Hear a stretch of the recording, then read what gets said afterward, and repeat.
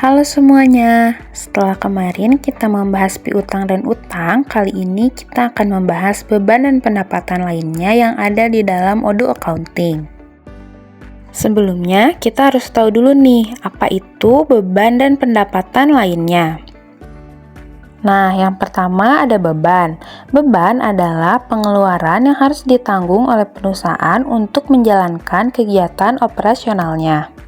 Biaya tersebut yaitu termasuk biaya gaji, biaya sewa, dan biaya lainnya.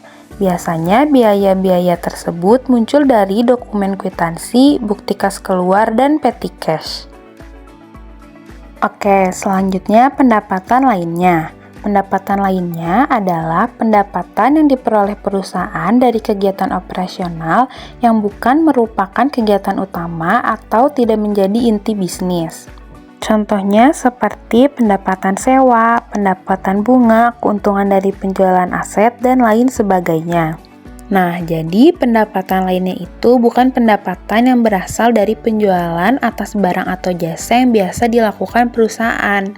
Nah, untuk mengetahui dari mana sumber pendapatan lainnya itu, kita bisa melihat dari rekening koran perusahaan atau pendapatan jiro dari manajer keuangan.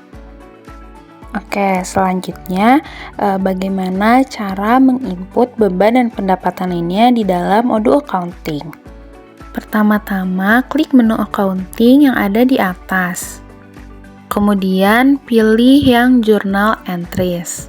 Journal entries ini sebagai general journal atau juga general umum yang biasa digunakan untuk menjurnal beban atau pendapatan lainnya di luar dari kegiatan inti perusahaan. Setelah itu, klik New. Nah, bagian ini bisa diisi dengan nomor dokumen transaksi. Kemudian, referensi ini berguna untuk mengisi deskripsi. Selanjutnya, accounting date diisi dengan tanggal transaksi. Kemudian, account. Jika kalian ingin menginput beban, maka diisi dengan nama beban atau jenis beban yang dikeluarkan perusahaan. Jika kalian ingin menginput pendapatan lainnya, maka diisi dengan nama akun pendapatan lainnya yang didapatkan. Lalu selanjutnya label. Label ini juga bisa digunakan untuk mengisi deskripsi. Jadi kalian bisa mengisi deskripsi di label atau di reference. Kemudian debit. Jika kalian menginput beban, maka sudah pasti akun beban. Kemudian kreditnya, jika kalian menginput beban, sudah pasti diisi dengan kas atau bank. Nah, sebaliknya, jika kalian ingin menginput pendapatan lainnya, maka di debitnya diisi dengan kas atau bank.